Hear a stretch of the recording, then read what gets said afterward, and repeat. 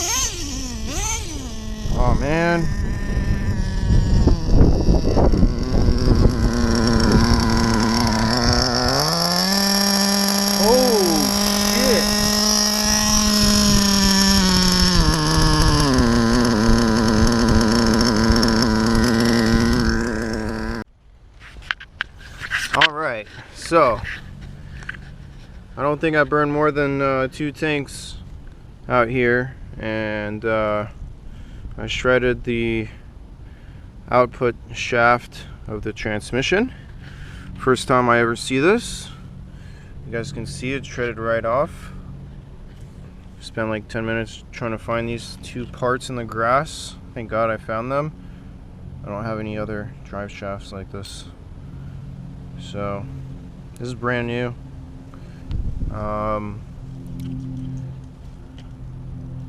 Yeah, that's interesting. I guess I was coming uphill and it just shattered. I have no clue why. Maybe the diffs are stronger than the output shaft, but that's a 5mm shaft and the 3.3s are 6mm, so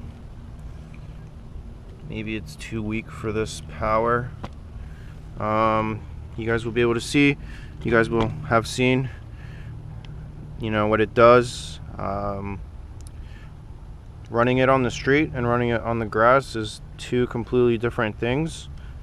In the parking lot it could be running at 220, and then in the grass it's going to go all the way up to 320, like you guys may have seen.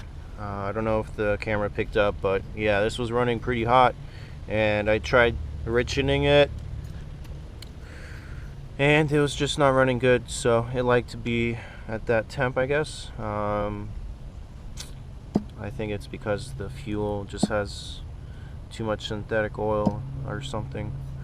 But I'm running full caster in my Revo, and I run it hard in the grass and everything. It never goes above 260, and the Revo's about 1.5 pounds more than this truck. So yeah, we'll burn off this VP fuel and be a happy camper afterwards. The engines won't be running so hot, but this engine rips. It is really good.